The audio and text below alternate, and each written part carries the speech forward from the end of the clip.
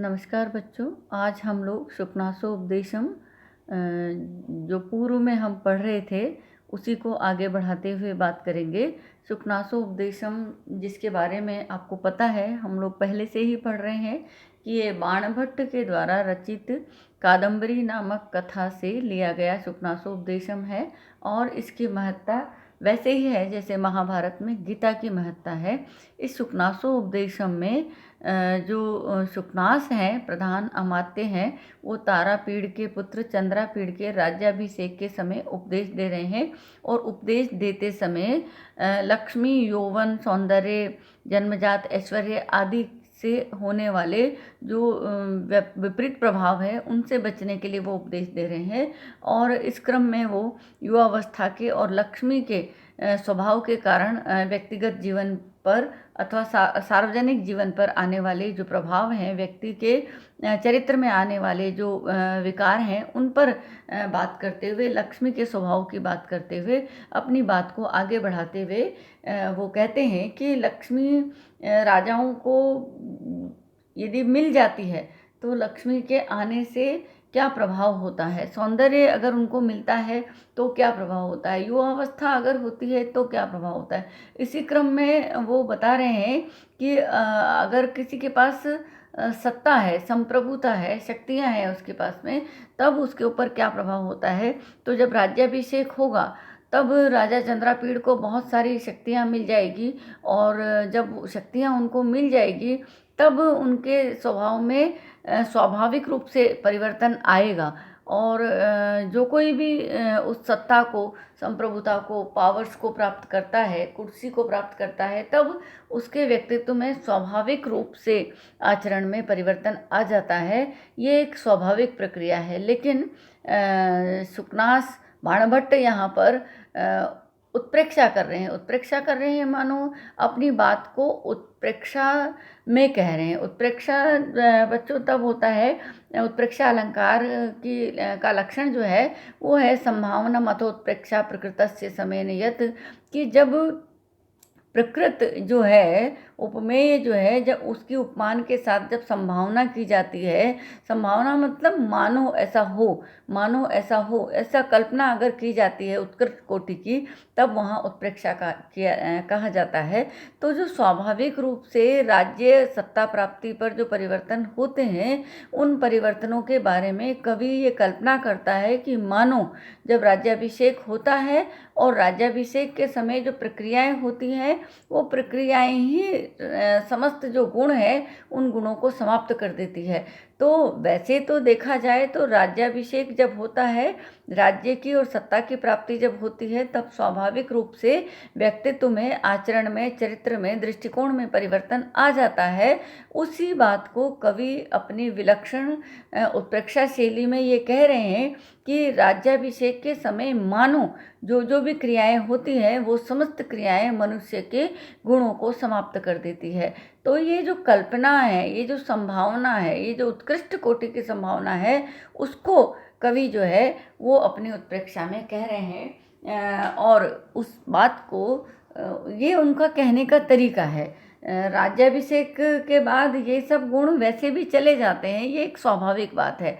लेकिन कवि अपनी बात को एक अलग तरीके से कहते हुए ये कह रहे हैं कि मानो राज्याभिषेक के समय जो जो प्रक्रियाएं होती हैं, वो प्रक्रियाएं उस व्यक्ति के, उस राजा के समस्त गुणों का हरण कर लेती है। कैसे दूर करती है उसको वो बता रहे हैं कि तथा ही जैसे कि अभिषेक समय एव चैतेषां मंगल कलश जलेरिव प्रक्षाल्यते दाक्षिण्यम अग्निकारे धूमेनेव मलिनीक्रियते हृदयं पुरोहित कुशाग्र सम्मार्जनी भीर अप्रियते शांति उष्णेश पट्टबंधनेन एव आच्छाद्यते जरागमन स्मरणम आतपत्रमंडलेन एव अपसार्यते परलोक दर्शनम चामर पवनेर इव अप्रियते सत्यवादिता वैत्रदंडेर इव उच्चार्यन्ते गुणाः जय शब्द कलकल रवेर इव तिरस्क्रियन्ते साधुवादाः ध्वज पल्लवेर इव परामृश्यन्ते यशः।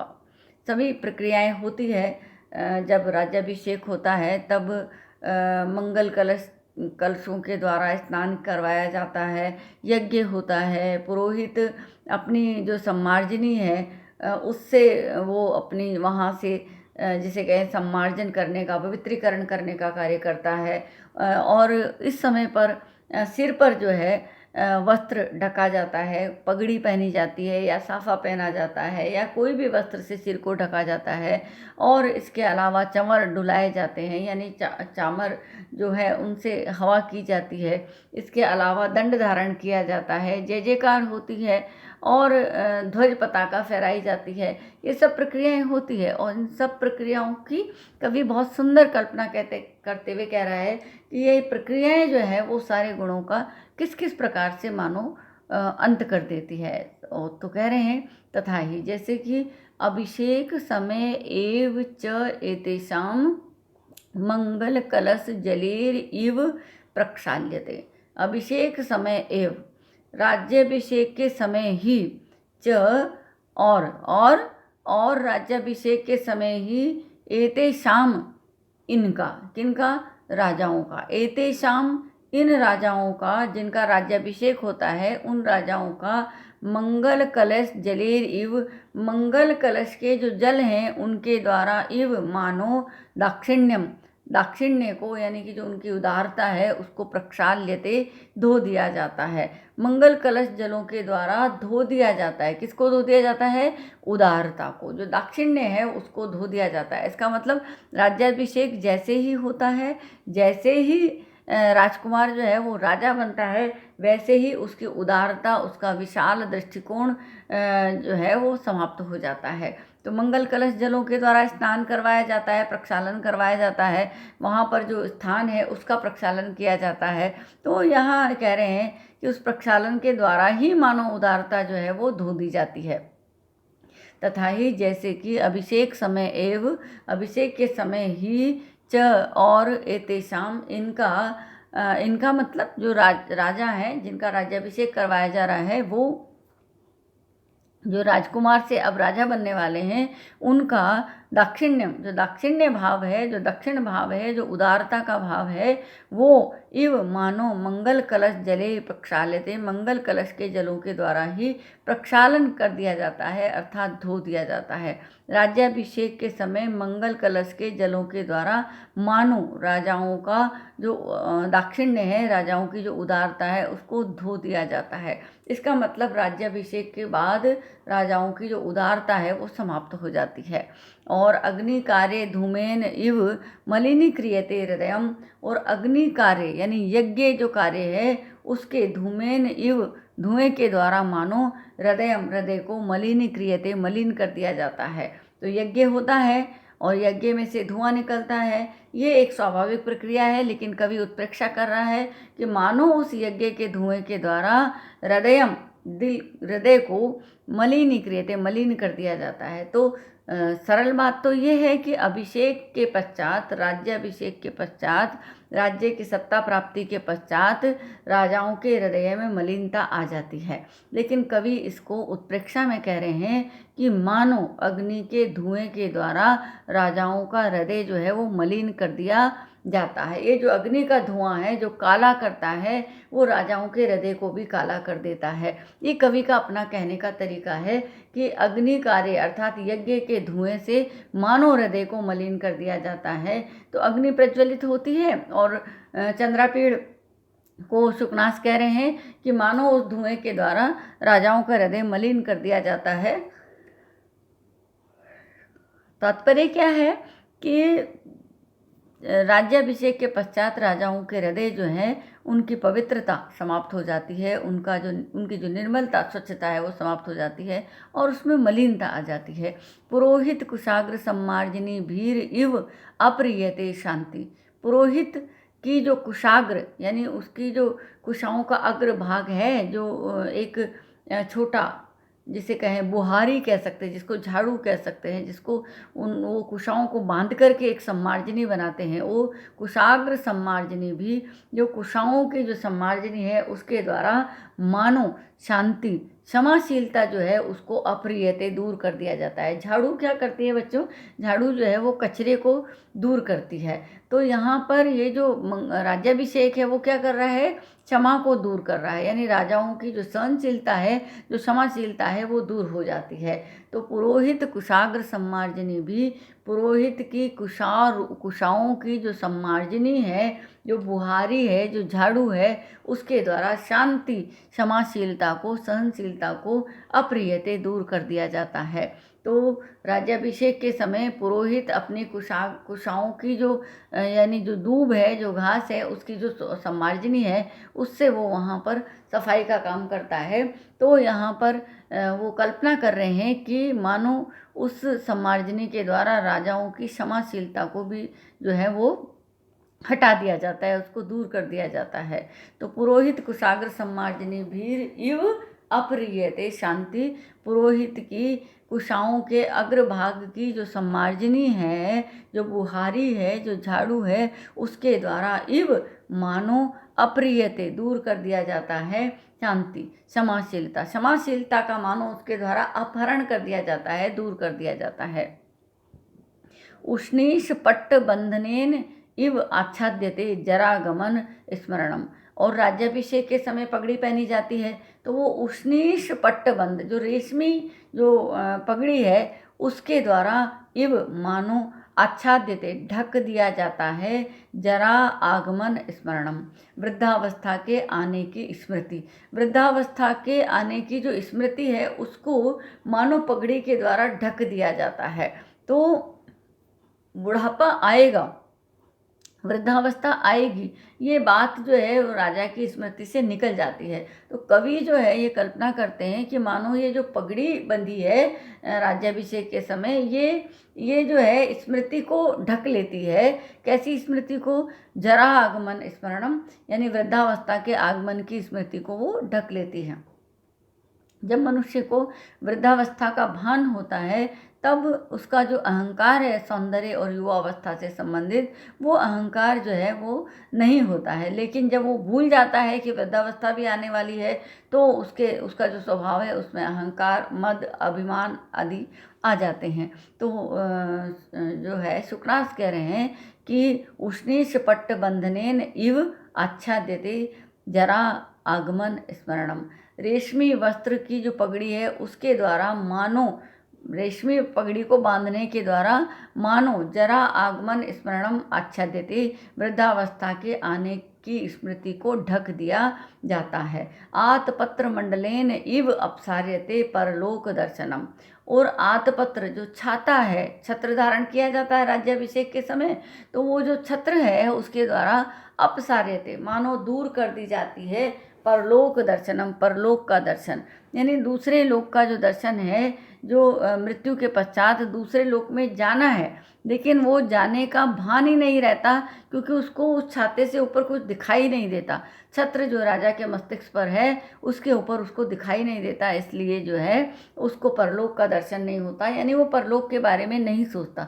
जब मनुष्य परलोक के बारे में सोचता है, तब उसको ये स्मरण रहता है कि जो भी कर्म मैं इस जीवन में कर रहा हूँ, उन कर्मों का फल उस लोक में जाकर के मेरे को मिलेगा। परंतु राजाओं को तो परलोक दिखाई नहीं देता।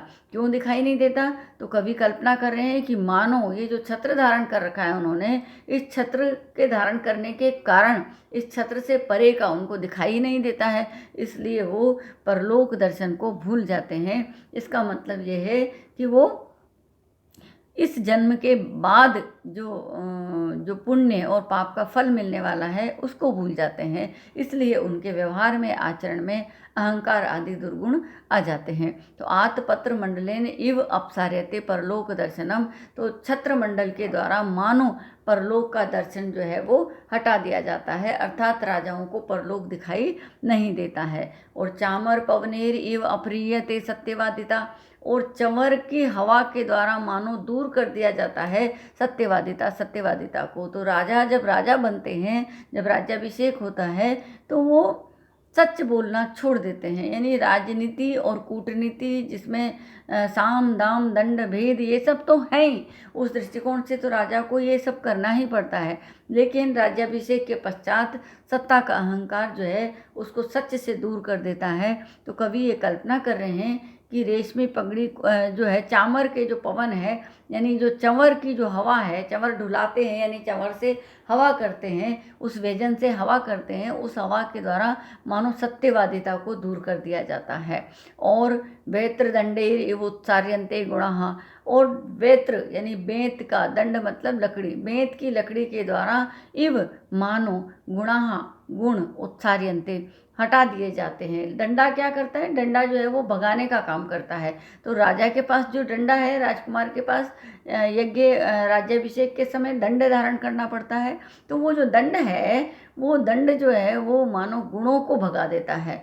और जय शब्द कल कल रवेर इव तिरस्क्रियन्ते साधुवादाः, तो जय शब्द की जो कलकल की ध्वनि है, जय शब्द की जो कोलाहल ध्वनि है, उस ध्वनि के द्वारा साधुवादाः, जो साधुवाद है, जो अच्छे वचन हैं, उनको तिरस्क्रियन्ते तिरस्कार कर दिया जाता है। जय शब्द के कोलाहल में जो साधुवाद है यानी जो अच्छी बातें हैं, उसका तिरस्कार कर दिया जाता है। तो राजाओं की जब जय जयकार होती है, तब उनको जो अहंकार होता है वो उसमें इतने खो जाते हैं कि कोई अच्छी बात कह रहा होता है तो उसका वो तिरस्कार कर देते हैं।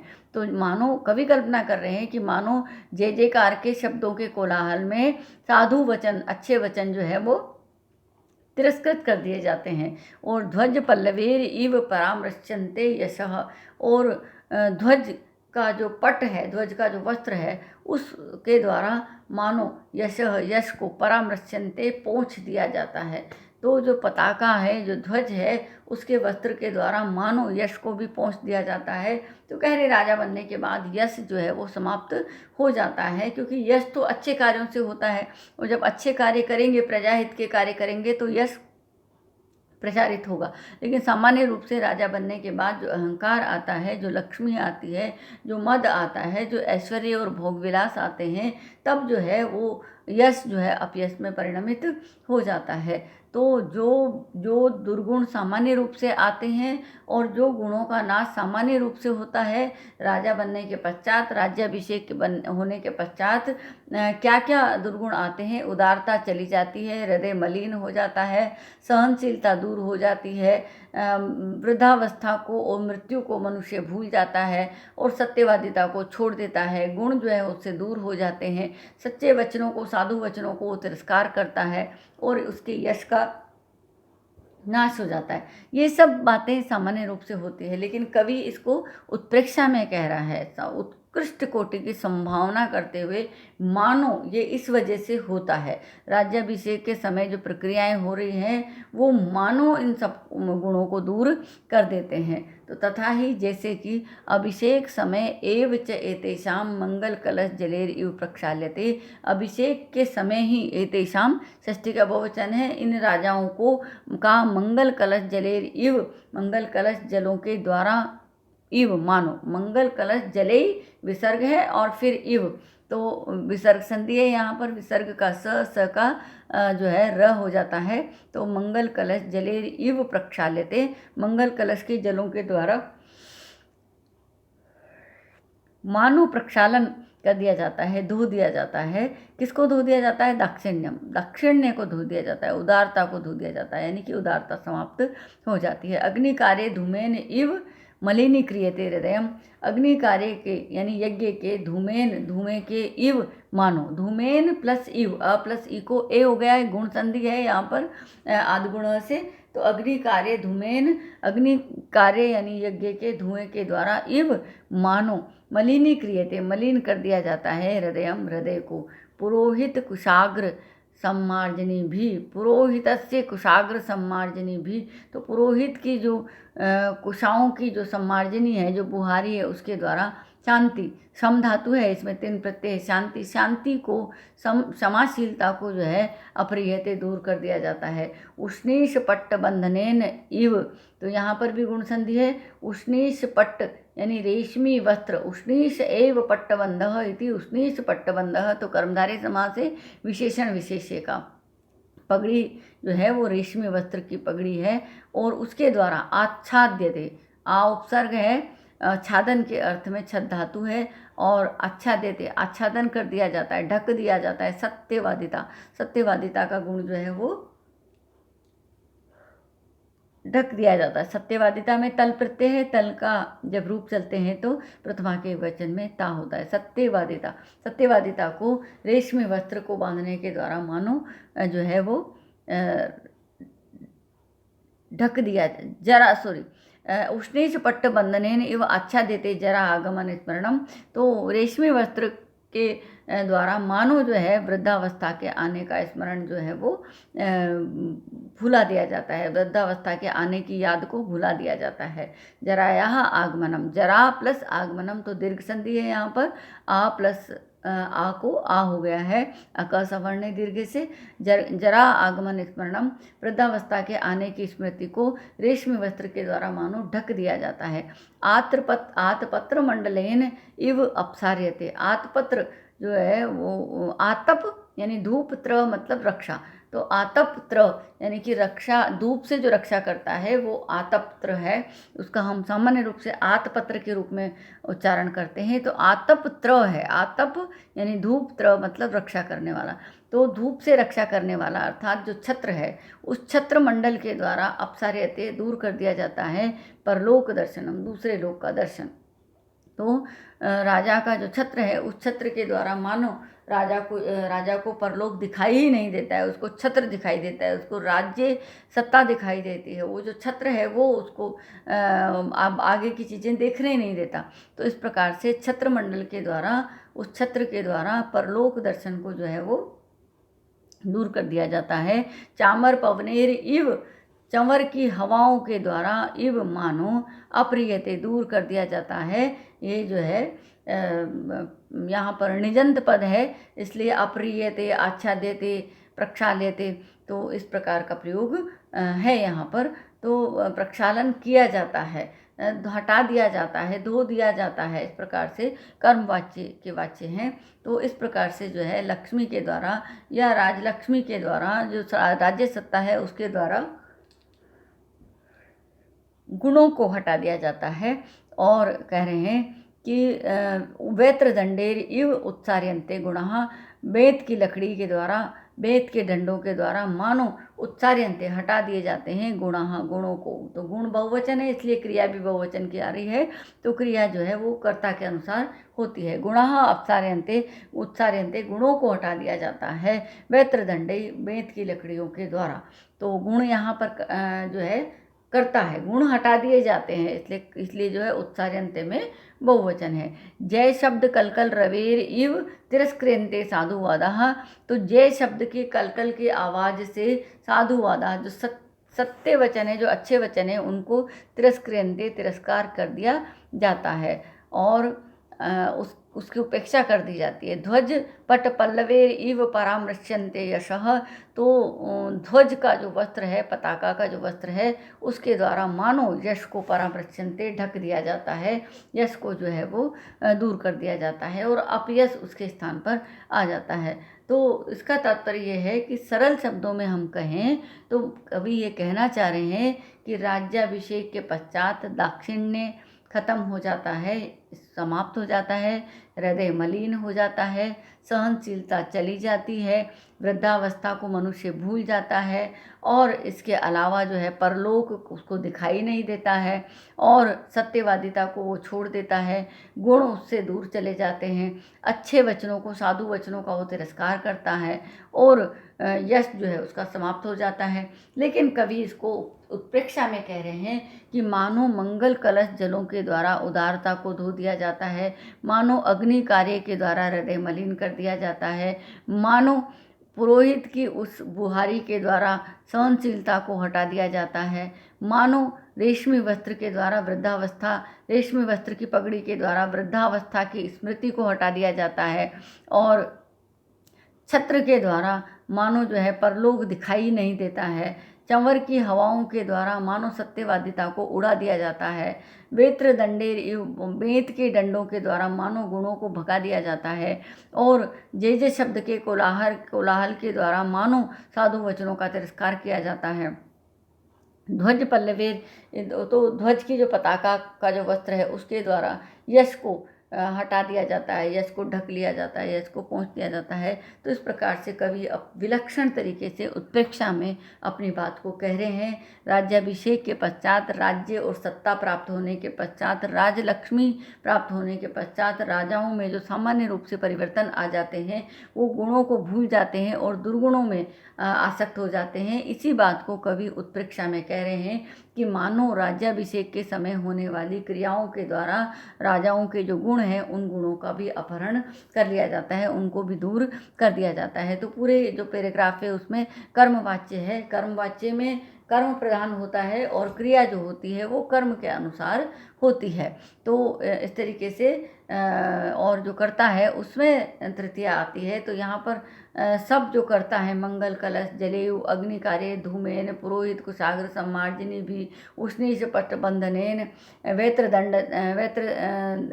दंडेर जय जय शब्द कलकल रवेर ध्वज पल्लवी, सब में तृतीया जो है और एक वचन है तो तृतीया का एक वचन है, बहुत सारे हैं तो तृतीया का बहुवचन है। इस प्रकार से यहाँ कर्मवाच्य में इस बात को कहा गया है कि इस राज्याभिषेक की क्रियाओं के द्वारा ही जो है वो राजाओं के समस्त गुणों का नाश कर दिया जाता है और दुर्गुण आ जाते हैं। इस प्रकार से शुकनाश जो है वो चंद्रापीड़ को राज्याभिषेक से, सत्ता से जो है मिलने वाले जो गुणों का हटना और दुर्गुणों का प्राप्त होना है, वो जो है उसके बारे में सचेत करते हैं और कहते हैं कि राजा बनने पर ऐसा हो जाता है, लेकिन आप सचेत रहेंगे तो आपके साथ ऐसा नहीं होगा। तो इस प्रकार से वो राज्याभिषेक, राज सत्ता, राजलक्ष्मी के दुष्प्रभावों के बारे में बात करते हैं और उनको सचेत करते हैं। आज के लिए बच्चों इतना ही। आगे के अध्याय में हम अगले जो शुकनास का जो आगे का उपदेश है उस उपदेश के बारे में बात करेंगे। धन्यवाद।